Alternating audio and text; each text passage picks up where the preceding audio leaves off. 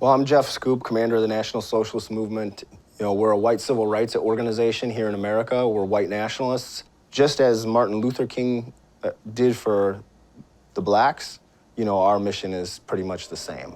The clip that you just saw is from the documentary White Right by Deeyah Khan. In it, Deeyah travels across America interviewing neo-Nazis.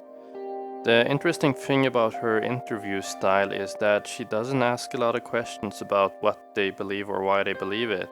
Instead, she asks them about their emotions and motivations. How do they feel?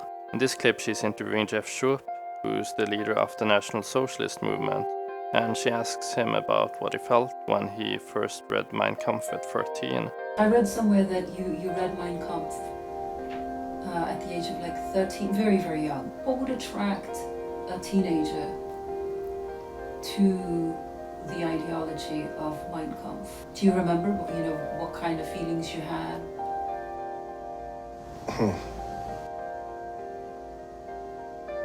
This is a long time ago. But it's an important point in your life. I mean, it set the course for you sitting here today. Now, it seems like Schupp didn't exactly expect this question. He starts to think a lot and doesn't quite know how to answer it. It seems to have caught him off guard.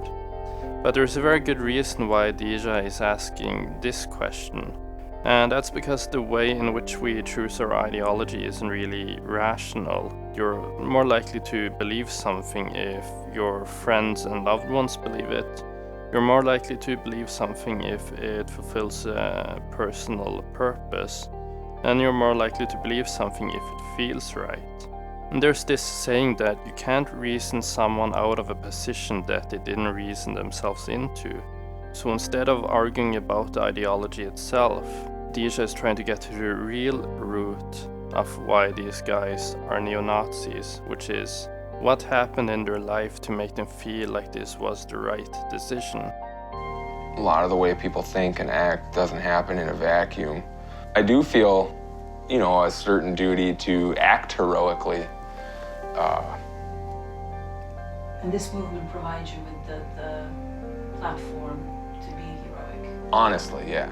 As another example, let's look at Christian Picciolini. As the name suggests, he is of Italian descent. His parents were immigrants into America.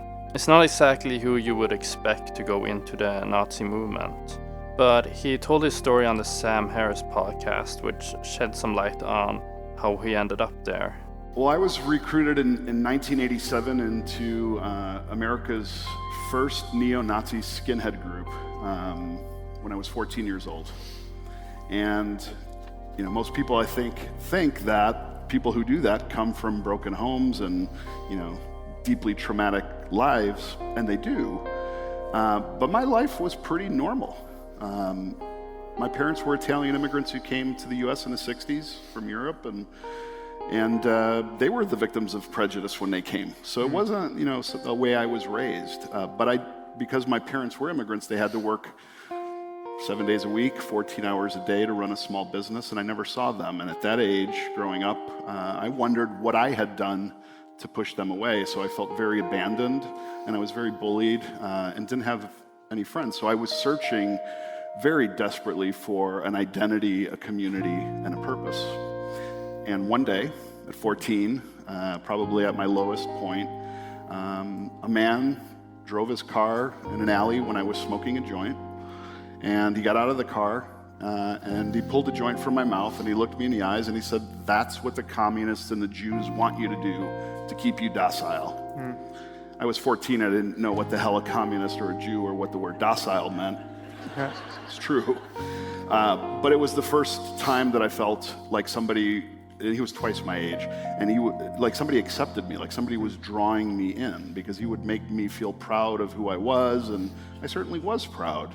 But I was angry. I was angry at my parents, and I was angry at the world. This is inadvertently the best pro-marijuana commercial ever. You should just have kept smoking that joint, and none of this would have happened. Oh my God. In a way, the same thing that caused Christian to go into the Nazi movement was also the thing that caused him to go out of it, which is to say he started to receive empathy and compassion, but this time from people who he considered to be his enemies. And it wasn't one epiphany. It wasn't one, magic moment where I woke up. I went to sleep, Sieg Heiling, and then woke up saying, I love everybody. It didn't work out that way. It was a process of many of those moments. But ultimately, what it boils down to is I began to receive compassion and empathy from the people that I least deserved it from when I least deserved it. People that I thought I hated, who I'd never in my life had a meaningful interaction with or a conversation with, began to, even though they knew who I was and what I had done, began to approach me with compassion. And they began to listen rather than talk at me and tell me I was wrong. And over time, the demonization that I had in my head, the prejudice, started to become replaced with humanization. And I realized that we had connections that were more similar than they were different. And this humanization that Christian talks about is very important when it comes to combating extremism. It's very hard to see a group of people as an evil, hive-minded collective when you get to talk to them on a personal level, where they hear your concerns and express their own. That's exactly what Deeyah Khan does throughout this documentary. Not only does she listen to these Nazis and see who the person behind the ideology is, she's not just humanizing them, but she's also letting herself be humanized by letting them hear what she has been through. People who represent what you represent made a 6-year-old child feel hated and unwanted and unwelcome and ugly. The movement that you are a part of has this type of real life effect on people like me. How does it make you feel? Uncomfortable. I don't like it. Why are you nice to me? You've been completely respectful to me. I actually consider you to be a friend. My opinion about Muslims since I've been interacting with you has gone up significantly. When my girlfriend was in the hospital for a month and the only one that called to see how she was doing was a woman from the mosque, I was like, holy shit, I can't believe that here these people that I fucking hate are checking up on her. And what do you think that is going to change in you? Actually, no, I don't think I'm gonna mess with the mosque anymore. These encounters with Deeyah eventually caused a lot of the Nazis to leave the Nazi movement. Actually, retiring from active duty with the NSM after almost 11 years, I have turned in my resignation. You get to see a small part of it in the documentary itself, but Deeyah was also interviewed by Sam Harris, and there she gives some background information for things happening behind the scenes and after the documentary was finished. I will never break bread with a Jew, though. And in the film, he says, but I'm never going to break bread with a Jew. Yeah. And 2 or 3 weeks ago, I heard that that's exactly what he's done. Oh, wow. Nice. And he's having his tattoo removed, so there is hope.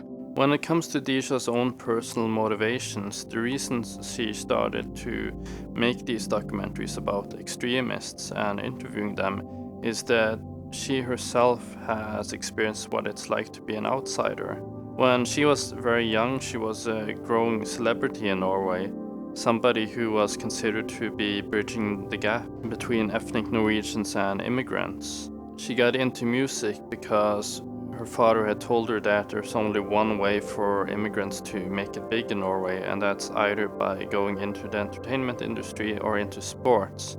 And since he knew nothing about sports, it became entertainment. She had a lot of performances on TV, and she played with very famous artists like Morten Harket from a-ha. However, one day during her childhood, when she was going to a candy store, a white man went up to her and started shouting racist slurs and telling her to get the fuck out of Norway. And she was completely shocked someone would say this to her when she had done nothing wrong. She was also experiencing problems with her own Muslim community, who saw the music industry as a place filled with vice and drugs and prostitution. And one time she even got kidnapped by Muslims during a concert. At some point her mother told her, "I can't protect you anymore, you have to leave the country." So she was exiled from Norway, of all places, because she had a multicultural background. And the reason she started making movies about extremists is because she decided that she would not run away anymore. She wanted to confront the kind of people who had made it unsafe for her to be in Norway in the first place. Before White Right, she made a documentary called Jihad about former Muslim extremists. She's also made 2 other documentaries, one called Banaz, a love story about an honor killing, and Islam's non-believers, about Muslims who convert to atheism and the problems that they face. Most of her documentaries can be found for free on foos.net. They're not available in all countries, but you will get a list of countries where you can see it for free on the internet. I personally watched White Right on NRK TV in Norway, and I recommend that you check them out. They're very interesting, they're very educational, and most importantly, they're very humanizing. So with that, thank you for watching this video. I only upload to YouTube as a hobby, so I don't know when the next video is coming out or what it will be about. But at any rate, if you subscribe, you'll know when it happens. So have a nice day, and I hope that I've challenged you in some way.